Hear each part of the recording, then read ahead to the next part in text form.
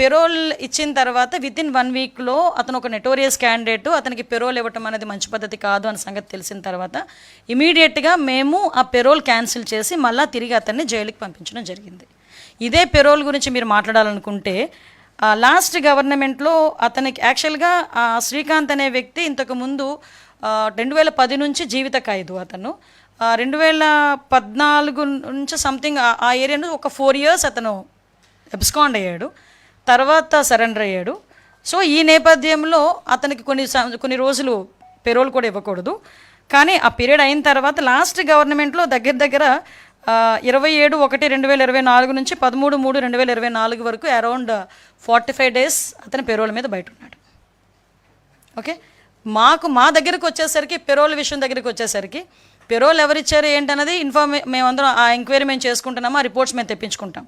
కానీ ఆ ఇమీడియట్గా జరిగిన పొరపాటు ఏదైతే ఉందో లేకపోతే వాట్ ఎవర్ ఇట్ మేబీ ఏం జరిగినా అది కొంచెం ఇబ్బందికరమైన పరిస్థితిలో ఉన్నది అని సంగతి తెలిసిన వెంటనే వితిన్ 1 week మేము పెరోల్ క్యాన్సిల్ చేసాము. తిరిగి ఆ ముద్దాయిని తిరిగి జైలుకి పంపించడం జరిగింది.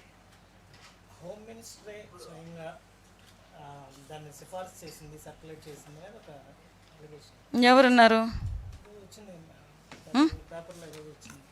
నేనేమంటానంటే ఇప్పుడు దయచేసి అందరూ కూడా నాకు సోదరులు లాంటి వాళ్ళే.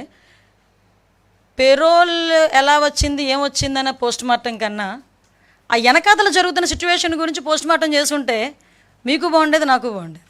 ఇప్పుడు ఫర్ ఎగ్జాంపుల్ అంతవరకు సిచ్యువేషన్స్ నిన్న మొన్న కొన్ని సోషల్ మీడియాస్లో హల్చల్ చేసినాయి. హూ ఈజ్ దట్ ఫెలో, ఆవిడ ఏంటి బ్యాక్గ్రౌండ్ ఏంటి, ఆవిడ ఏం చేస్తా అంది.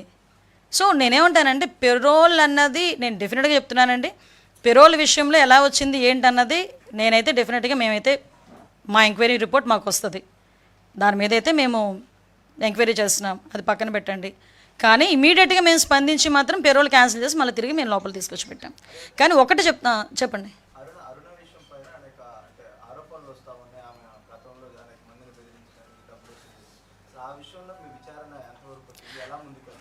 యాక్చువల్గా ఇక్కడ ఒక మాట చెప్పాలండి, కొన్ని నేను ఇందాక ఒక మాట అన్నాను, కొంతమందిని పెంచి పోషించాడు జగన్మోహన్ రెడ్డి. ఎలాంటి వాళ్ళని పెంచి పోషించాడంటే ఒక గూండాల్ని రౌడీల్ని, ఒక అసాంఘిక శక్తుల్ని, ఇలాంటి పర్సన్స్ని పెంచి పోషించాడు.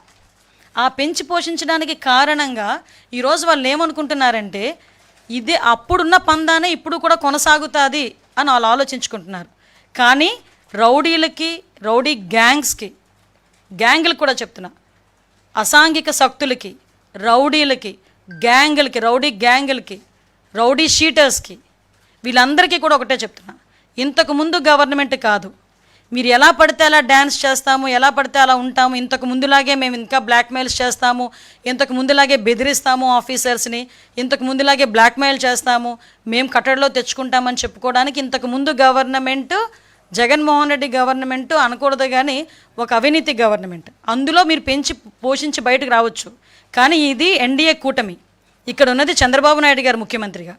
ఇక్కడ ఇలాంటి ఆటలు ఎట్టి పరిస్థితుల్లోనే సాగవు. మేము క్లియర్గా చెప్తున్నాం, ఇలాంటి అసాంఘిక శక్తుల్ని ఎలాగ అణచగొట్టాలో చంద్రబాబు నాయుడు గారికి వెన్నతో పెట్టిన విద్య. ఒకనొక టైంలో ఫ్యాక్షనిస్టులని, నక్సలిజాన్ని ఎలాగ అదుపు చేశారో మీ అందరికీ కూడా తెలుసు. ఈలో పెద్ద ఇష్యూ కాదు. కానీ వీళ్ళు ఏమనుకుంటున్నారంటే తుల్లి పడుతున్నారు, మమ్మల్ని ఏం చేస్తారులే అని మాకు తిరిగి టాస్క్లు ఇచ్చే పరిస్థితుల్లో వాళ్ళు ఉన్నారు. సో అటువంటి వాళ్ళని ఎట్టి పరిస్థితులను టాలరేట్ చేసే ప్రసక్తి లేదు. ఇటువంటి అసాంఘిక శక్తులు ఎక్కడెక్కడ ఉన్నాయో కూడా మేము కూడా ఎంక్వైరీ చేసుకుంటున్నాం. ఇటువంటి వాళ్ళు ఎక్కడెక్కడ ఉన్నారో కూడా మేము కూడా ఎంక్వైరీ చేసుకుంటున్నాం. ఎంక్వైరీ నేపథ్యంలో అటువంటి వాళ్ళందరి మీద కూడా ఉక్కుపాదం మోపుతాం. ఒకటి, మాకు పీస్ఫుల్గా ఆంధ్రప్రదేశ్ ఉండాలి, ఆంధ్రప్రదేశ్ ప్రజలు ప్రశాంతంగా ఉండాలి, అది మా ఎజెండా. భరోసాగా ఇవ్వాలి.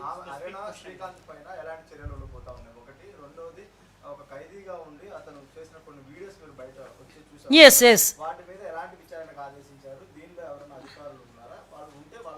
ఏమంటే దీని మీద క్లియర్ కట్గా ఇన్ఫర్మేషన్ అయితే తెప్పించుకుంటున్నాం. ఎంక్వైరీ అయితే వేసాము, ఎంక్వైరీ రిపోర్ట్ అయితే రెడీగా ఉంది, వాళ్ళు కూడా ఇవ్వడానికి సిద్ధపడ్డారు.